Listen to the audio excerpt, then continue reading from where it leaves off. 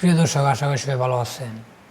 ভারত বাংলাদেশের সম্পর্কের যে পরিস্থিতি নিয়ে একটু আলোচনা করে যায় আর কি। তো বিশ্বে যেসব প্রতিবেশী দেশের সাথে এই ধরনের পরিস্থিতি বা এই ধরনের টানাপোড়েন তৈরি হয়েছে, সেই তাদের যে শেষ পরিণতি সেগুলা একটু বিশ্লেষণ করে আমরা ভারত বাংলাদেশের বিষয়টা একটু আসি। যেমন আমরা যদি কাতারের কথা বলি, আপনারা অনেকে হয়তো জানেন, যারা রাজনীতি সম্পর্কে সচেতন আছেন। সৌদি আরব কিন্তু কাতারকে মাঝখানে যে পুরোপুরি অবরোধ করে রাখছিল, এমনভাবে অবরোধ করে রাখছিল যে সৌদি আরবের আকাশসীমায় মানে কাতারের বিমান চলাচল পর্যন্ত নিষিদ্ধ ছিল। তো এইভাবে অবরুদ্ধ করার পরেও তারপরে কাতার যেভাবে নিজস্ব যোগ্যতা দিয়া, নিজস্ব ক্ষমতা দিয়া এগুলো মোকাবেলা করছে, দিন শেষে সৌদি আরব বুঝতে পারছে যে সে ভুল করছে। সে কিন্তু পরে সমঝোতার দিকে সমঝোতা করতে বাধ্য হয়েছে কাতারের সাথে। যদি আয়তনের দিক দিয়ে বলি, শক্তির দিক দিয়ে বলি, তো কাতারের সাথে কিন্তু সৌদি আরব কিছুই না।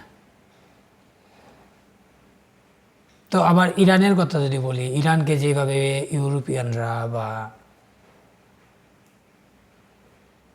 আমেরিকান বলেন, ইউরোপিয়ান বলে, ইসরায়েল বলেন, ইরান যখন ইরানের যে মধ্যস্ফুট যে আমেরিকার যে বসানো সরকারের পতন হয়েছে, যখন থেকে আয়াতুল্লাহ আল খামেনির আবির্ভাব করছে, তখন থেকে যেইভাবে একটার পর একটা প্রেসার বা চাপ দিয়ে যাইতেছে বা দিতেছে, ইরান যেভাবে এগুলোর মোকাবেলা করতেছে, দিন দিন কিন্তু ইরানের ক্ষমতা আরও বৃদ্ধি হইতেছে। মানে এই চাপ দেওয়ার কারণে ইরান কিন্তু বিশ্ব রাজনীতিতে বা বিশ্ব যে ক্ষমতার যে বড় বড় পরাশক্তির সাথে কাঁধে কাঁধ মিলে এখন কথা বলতে পারে বা চোখে চোখ রেখে কথা বলতে পারে। এই ধরনের পরিস্থিতি চলে গেছে। এই ধরনের পরিস্থিতি পরিস্থিতির কারণ হচ্ছে যে তাদেরকে অন্যায়ভাবে দমন করার যে প্রচেষ্টা, সেটার ফসল। আবার যদি কাতারের দিদা বলি, কারণ আপনি ছোট ভাইবা বা নিরহ ভাইবা যদি কারো প্রতি অন্যায় করেন, এর মানে এই না যে আপনি বিজয় আনতে পারবেন। আপনি যদি শক্তিও থাকে অনেক, ক্ষমতাও যদি অনেক থাকে, ক্ষমতা থাকলেই যে মানে এই না যে আপনি এই ক্ষমতা মানে সবসময় বিজয় অর্জন করতে পারবেন। যদি এর পরিপ্রেক্ষিতে ভারতের কথা বলি, ভারত যেভাবে বাংলাদেশকে একজন মানে ভারতের তুলনায় তো বাংলাদেশ একটা সামান্য মানে কিছুই না। তো ভারতও যদি এরকমভাবে ভাবে যে এরকম একদম ছোট একটা রাষ্ট্র, এদেরকে তোয়াক্কা না করা, অবহেলা করা বা মানে রাষ্ট্র হিসাবে সম্মান না দেওয়া, যথাযথ নাগরিক সম্মান না দেওয়া, সেটা যে আসলে ভারতের পক্ষে যে ভুল সিদ্ধান্ত, ভারত আশা করি ধীরে ধীরে উপলব্ধি বা বুঝতে পারতেছে। সম্প্রতি সময়ে যে সম্পর্কের যে উত্তেজনা বা সম্পর্কে, এটা মানে অনেকটাই ভারতই তৈরি করছে। কারণ এটা যারা মোটামুটি মানে মস্তিষ্ক আছে তারাও বুঝতে পারবে যে এই মানে এত বছর তো হিন্দুদের পরি এত পূজা মূর্তি পর্যন্ত ভাঙা হয়েছে, কিছুই হয় নাই শেখ হাসিনা আমলে। আর এখন হঠাৎ করে ছোটোখাটো বিষয় কী হয়েছিল না হয়েছে, আপনি যদি লক্ষ্য করে দেখেন, এই 5ই আগস্টের পরে কিন্তু ভারতের থেকে মুসলমানদের যে মাজারপন্থী, তাদের প্রতি আক্রমণ করা বেশি হয়েছে। তাদের যে পরিমাণ মাজার ভাঙা হয়েছে, কিন্তু এগুলো কিন্তু এত মিডিয়াতে প্রকাশ হয় না বা এগুলো নিয়ে এত হইচই হয় না। হিন্দুদের বিষয়টা যেভাবে ভারত কাজে লাগাইতেছে। তো যাই হোক, ভারত যেহেতু এখন বুঝতে পারতেছে যে বাংলাদেশকে চাপ দিয়া বা বাংলাদেশ আমরা যে নীতিতে বা এতদিন চলে আসি যে তাদেরকে ভয় দেখায়া বা তাদেরকে ভিতর উপর রাইখা যে মানে যা আমার স্বার্থ আমি হাসিল করে নিতে পারবো বা তাদেরকে দমায়া রাখতে পারবো, এটা এখন ভারত ধীরে ধীরে বুঝতে পারছে যে এটা আসলে সম্ভব না। বরং আরও উল্টাটা হইতেছে অনেকটা। সৌদি আরব যে মানে কাতার, ইরানের মতো, যে তারা ধীরে ধীরে আরও সক্ষম বা শক্তিশালী হয়ে উঠতেছে। কারণ দুনিয়াতে যার উপরে অন্যায় করা হইবে, ক্ষমতা বা আপনার ক্ষমতা বেশি আছে, এর মানে এই না যে এই ক্ষমতা সবসময় বা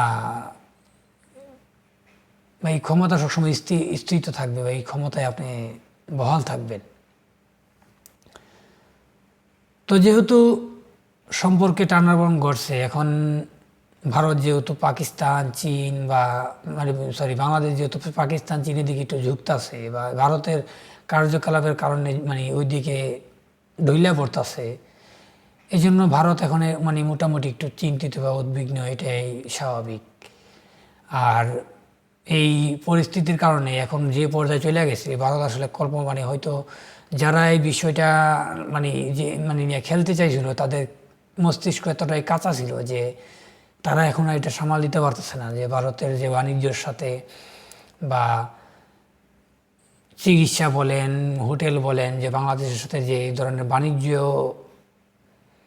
যে ধাক্কা তৈরি হয়েছে, সেটা এখন তারা মোকাবেলা করতে একটু হিমশিম খাইতেছে।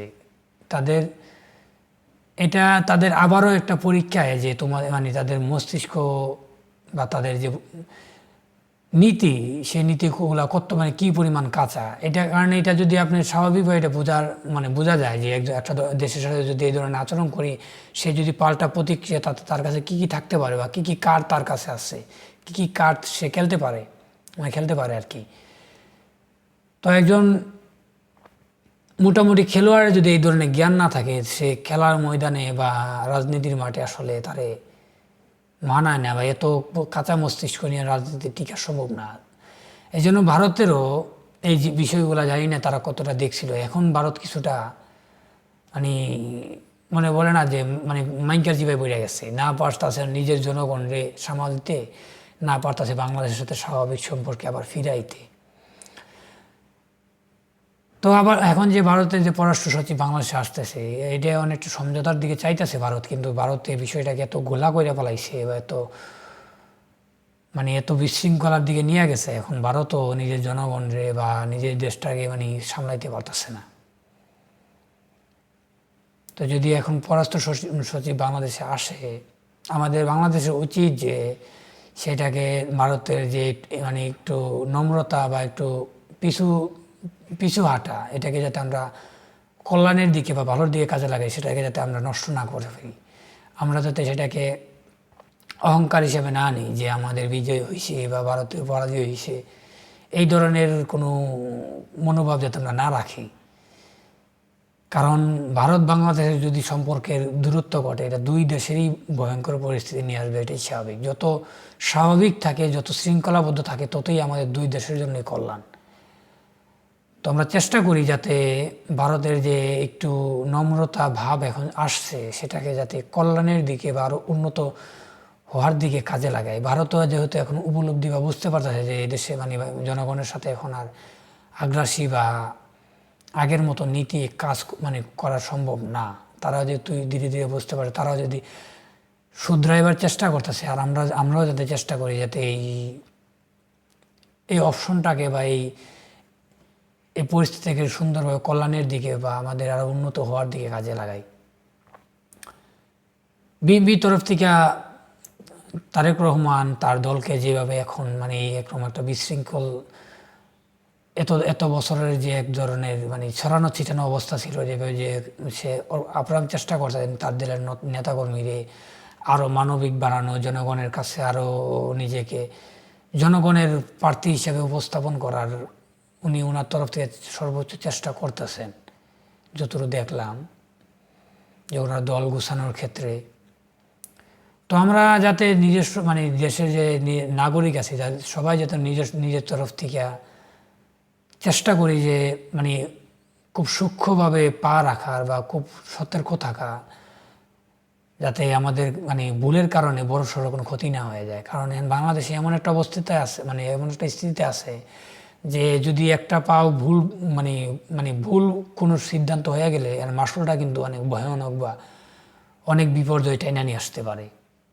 তো সরকার এখন পর্যন্ত যেইভাবে সামাল দিতেছে বা যেইভাবে পরিস্থিতি নিয়ন্ত্রণ করতেছে, খুব খুব শান্ত বা খুব স্থিরভাবে, ধৈর্যশীলতারভাবে বা খুব দক্ষতার সাথে পরিস্থিতি সামাল দিতেছে বা পরিস্থিতি মোকাবেলা করতেছে। ভারতের সাথে যেভাবে ডিল করতেছে, খুব এখন পর্যন্ত খুব সম্পর্ক বা তাদের নীতিটা খুব মানে কার্যকরীভাবে পালন হয়েছে, বা দক্ষতা মানে তাদের বুদ্ধিমত্তা মানে মোটামুটি খুব ভালোর দিকেই গেছে।